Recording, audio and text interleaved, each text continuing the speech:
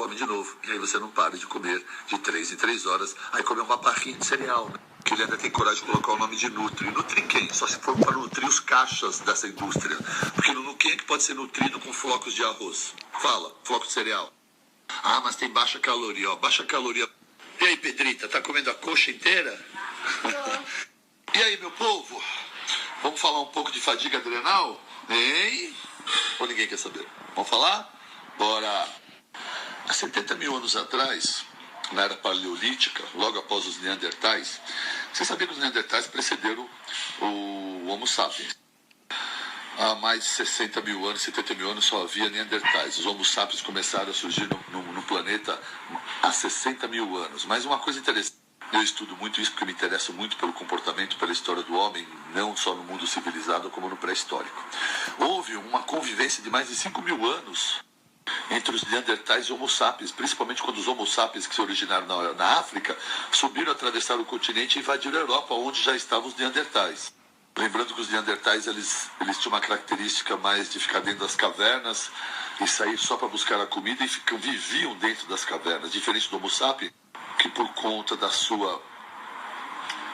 seu cérebro mais inteligente tinha curiosidade e queria explorar e então começou sua jornada, suas explorações e caminhadas em busca de novas descobertas e territórios.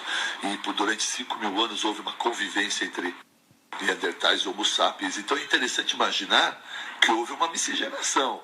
Ah, com certeza uma mulher macaca lá transou com Homo sapiens e o contrário também. Muito interessante ficar imaginando isso. Mas por fim, houve então o predomínio, a extinção do neandertais e aí a história do Homo sapiens se deu por todo o planeta, especialmente Europa, África. E então, como que eram os mecanismos de sobrevivência dessa época? Entender que, diferente dos estresses emocionais que nós vivemos hoje, na sua grande maioria, o grande problema de estresse dessa época era a sobrevivência. Fuga e ataque de animais e fome. Amigos, viver sobre esse estresse é muito difícil, especialmente a fome. Eu, pessoalmente, passei na infância e lembro de um período, quando eu fiquei na Europa, em mochileiro, passei 2 semanas sem dinheiro nenhum. Passar fome é horrível. Passar fome faz a gente pensar coisas horrorosas. Passar fome faz a gente roubar. Eu roubei uma banca, roubei comida, uns queijos cheddar numa banca de um alemão na Alemanha. E meu amigo roubou uns chocolates e nós passamos uns 2, 3 dias comendo isso e arrependido, mas sabia que era necessário comer. Quando por fim eu morri de fome no outro dia, imaginando invadir a banca lá do alemão, que era tão simpático a gente, e pensar em roubar de novo, não aguentei e liguei então para o meu pai e pedi a passagem de volta ao país, porque meu pai se recusava a me mandar dinheiro, porque eu havia trancado a faculdade para jogar futebol na Alemanha 1 ano. Uma história que eu conto depois, mas passar fome é horrível. Então, o que acontecia naquela época é que, por fome, o estresse era muito alto. E o estresse gerou um dispositivo, um mecanismo de sobrevivência, que se não fosse esse, a nossa raça humana estaria extinta. Não existiria, não haveria a continuidade do Homo sapiens para a raça humana, para o homem. Então, sob situações de estresse, o homem em busca do seu alimento, sem alimentos, sem estar nutrido, ele precisava de energia para estar continuamente em busca da sua caça. O cortisol alto tem a característica de fazer um catabolismo muscular, gliconeogênese, através dos aminoácidos, a proteína, gerar energia para que esse Homo sapiens continuasse a caçar. Afinal de contas, 1 grama de proteína só tem 4 calorias. Era o suficiente para que a caminhada continuasse. Sob o cortisol alto, a suprarrenal ativa o sistema simpático. Entende o seguinte, há 2 sistemas nervosos no corpo. O sistema nervoso central, onde você tem um controle cortical e consciente das suas ações, isso aqui. A minha fala, o meu comportamento, os meus gestos são controlados pela minha atitude mental, que tem o desejo de executar. Enquanto que o sistema autônomo é a frequência cardíaca, é o controle do seu intestino, é o controle da taquicardia esporádica no susto, é um sistema que independe do nosso controle. É um sistema autônomo, simpático, parasimpático. Então o cortisol alto ativa o sistema simpático, que gera uma descarga de adrenalina, que gera uma série de reações. Na época era importante, porque essa vasoconstrição dava midríase pupilar, vasoconstrição para os animais não sentir o cheiro da sua pele, você ficava em posição de ataque ou fuga. pronto para atacar com a sua lança o javali, pronto para sair correndo se fosse um mamute gigante. E assim, então, é que era o sistema simpático atuava. E aí, então, ao matar o javali e comê-lo inteiro, levando, o macho alfa era aquele que mais levava a caça para dentro da sua caverna. As mulheres disputavam esse homem. Qualquer semelhança desse homem, desse macho alfa das cavernas com o homem de hoje não é mera coincidência, não. As mulheres sempre têm uma atração pelo macho alfa nessa escala. Que hoje pode ser aquele homem que é o maior provedor, aquele que cuida melhor, ou para algumas meninas ainda aquele que rebola mais numa Ferrari vermelha, depende dos seus valores. E aí então se comia toda a caça e o cortisol alto era capaz de transformar toda essa ingesta em gordura, porque 1 grama de gordura me dão 10 calorias. Então entenda a troca inteligente que o organismo faz. Queima um pouco de massa magra para poder gerar uma energia barata, para que possa acumular uma energia cara. E aí você me diz, então o Homo sapiens era gordo? Não, amigo, ele acabava de comer o javali, se ele engordou 1, 2, 3 quilos, ele já começava a caminhar de novo em busca da próxima caça, afinal de contas. E provavelmente passaria 1, 2 ou 3 dias até encontrar uma nova caça e ia se alimentando com alguns restos, uma carniça, ou uma fruta, ou algum tubérculo que ele encontrasse no seu caminho. Então esse foi o sistema de sobrevivência durante mais de 70 mil anos. Ficamos claros com isso? Demos uma geralzinha. O que acontece, o que vem acontecendo com a nossa raça é que nós estamos sofrendo de estresse emocionais, de ansiedade, por milhares de razões diferentes. Porque você não é magrinha e loirinha igual a Gabi Pugliese, muito sofre por isso. Porque você não tem o corpão saradão do teu amigão, porque você está estudando igual um louco, porque você está sofrendo bullying na escola, na faculdade, na vida, está sofrendo um assédio profissional, um assédio moral na sua empresa, prazo, cota, metas a serem atingidas. Olha quantas pessoas, universitários, estudantes, mercado financeiro, departamento comercial, diretores comerciais, gerentes. Ser um empregado de assédio moral é horrível. Ser um empresário nesse governo atual é horrível. São várias famílias sob o seu cuidado. Perdas de parente, perda de dinheiro, perda de sociedade, separações, rompimentos de relações amorosas, adoecimento, preocupações, filhos, pais.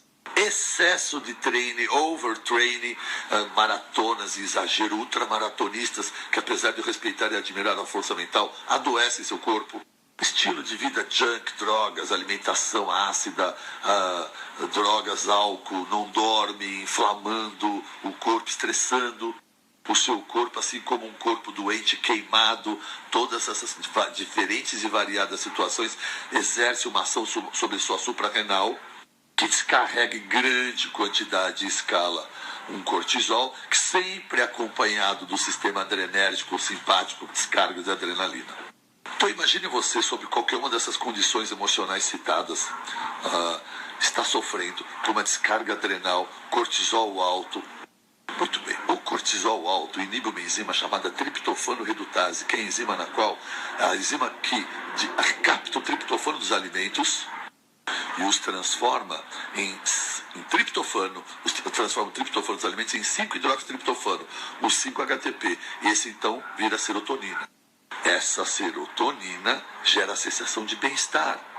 Quem está com serotonina baixa por conta desse estresse alto, tem muitos momentos de tristeza, de fadiga, pode até ter sintomas depressivos, mas não é depressão, não é ainda.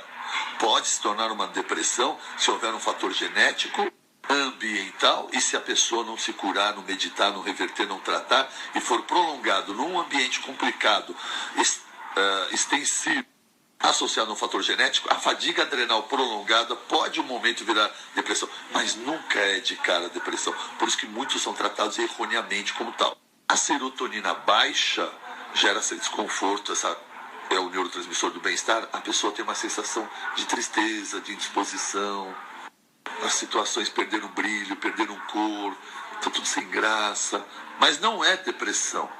A serotonina baixa a nível de hipófise não se converte em melatonina, e sem a melatonina você não sustenta mais um sono de qualidade, um sono profundo, não tem mais um sono restaurador, reparador. Se você estiver vivendo a fase aguda do seu estresse, com a descarga adrenérgica à noite, você acorda assustado, suado, com taquicardia,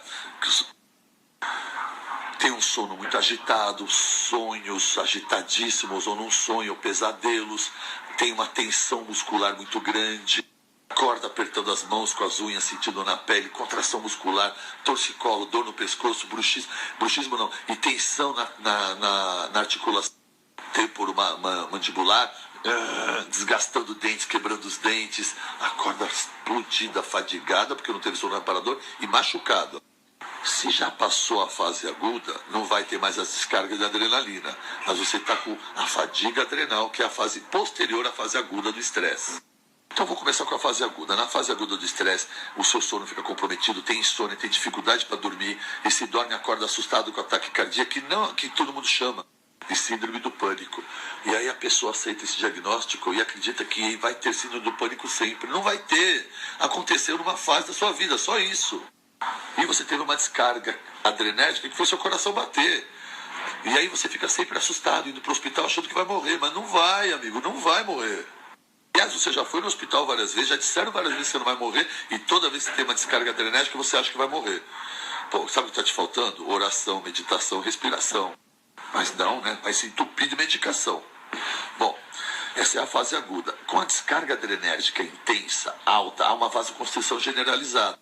Vocês lembram que isso era importante na época do Homo sapiens, para o animal não sentir o cheiro, para ele ter um mau foco, para ele ter explodir em cima da caça? Pois bem, só que você não está caçando. E essa vasoconstrição generalizada tem uma função de preservar a área central. Por isso que você fica com a pele ressecada, unhas fracas e os cabelos caem inteiros. Há uma grande queda de cabelo, o cabelo cai inteiro, cai do bulbo, da raiz, por falta de nutrientes, porque a sua área periférica corporal recebeu vasoconstrição generalizada. Unhas e cabelos sem nutrientes são unhas e cabelos fracos, que vão ficar quebradiços, assim como a pele vai ficar ressecada. Tá entendendo?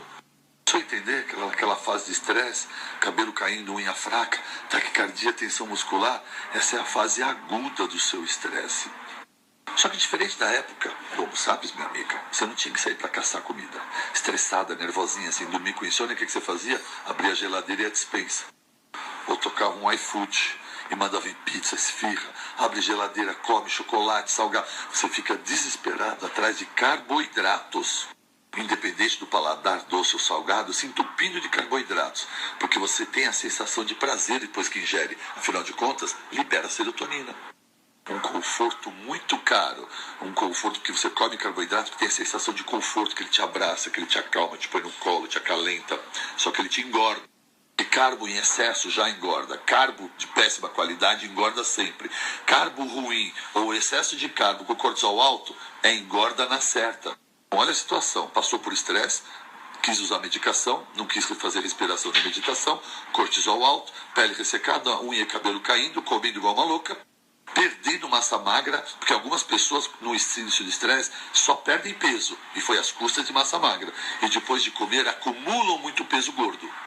Varia muito de pessoa para pessoa, alguns nem percebem a queda da massa magra, há uma troca, vai caindo massa magra e vai acumulando gordura, outros nem percebem, enfim, o que acontece é isso. Porque lembra que o corpo aprendeu a acumular gordura para poder gerar sobrevivência? Aí você vai falar assim para mim, tá bom, doutor, mas eu não estou sofrendo fome nem risco de vida. Eu não sou uma mulher neandertal, uma mulher sapiens, como a presidenta gosta de falar. Porque para ela existe o Homo sapiens e a mulher sapiens, cretina da dona Dilma. Enfim, você não é uma mulher sapiens. Então por que estaria sofrendo isso? Entenda uma coisa, meu amor. Metabolicamente, fisicamente, biologicamente, nós somos os mesmos da mulher anta, da mulher neandertal de 70 mil anos atrás. Metabolicamente, as reações hormonais que vão acontecer são as mesmas. Entenda que esse comportamento de estresse emocional não tem mais de 2.000 anos na nossa vida, 3.000 anos. Para ser mais preciso, nos últimos 1.000 anos, nos últimos 50 anos, especialmente nos últimos 20 anos, nunca vivemos tanta loucura emocional. Comece a entender por que está todo mundo com sobrepeso, estressado, sobrepeso. E acumulando muita gordura onde? No fígado. Excesso de carboidratos, excesso de farinha, você não utiliza energia, o corpo zipa, estoca no fígado. Ah, sim, porque também há excesso de ingestão de álcool nos dias de hoje. Então há um acúmulo e gera o quê? Uma esteatose hepática. Olha o prêmio que você está ganhando pós-estresse, hein? Como se já não bastasse os problemas que geraram estresse na sua vida, você está perdendo cabelo, quebrando unha, acumulando gordura no corpo subcutâneo e gordura no fígado. Sim, é importante aproveitar a deixa, porque a gordura que você acumula no fígado não vem da gordura que você come. A gordura que você acumula no fígado é oriunda do excesso do açúcar e farinha que você come. três maiores causadores de esteatose hepática: álcool, suco, frutose não, frutose é o maior causador de esteatose não alcoólica, e farinhas e açúcares. Então, por mais nobre que seja o seu motivo de estresse, o adoecimento ou qualquer outra razão, metabolicamente, biologicamente, o corpo vai se comportar como se comportou durante 70 mil anos. É assim que ele sabe reagir. Nós somos muito ridículos, irritantemente, e não entendemos como é que o corpo reage de uma maneira... Porque acredita. Entenda o seguinte. Às vezes não entendemos o comportamento dessa reação. É que a nossa história é muito recente, é muito curta, é um pingo de água no universo da história da humanidade, que tem mais de 60, 70 mil anos. É muita arrogância e prepotência querer que o corpo não faça o que ele sempre soube fazer durante todo esse período. A diferença é que o gatilho na época era um. Hoje nós temos centenas, dezenas de gatilhos diferentes. Que chega uma mulher que muda de cidade, muda de estado. Quer ver alguns gatilhos? Casamento. Uma noiva que vai se casar. Se ela não tiver uma cabeça boa, a logística, o vestido, a festa, a decoração, os convidados,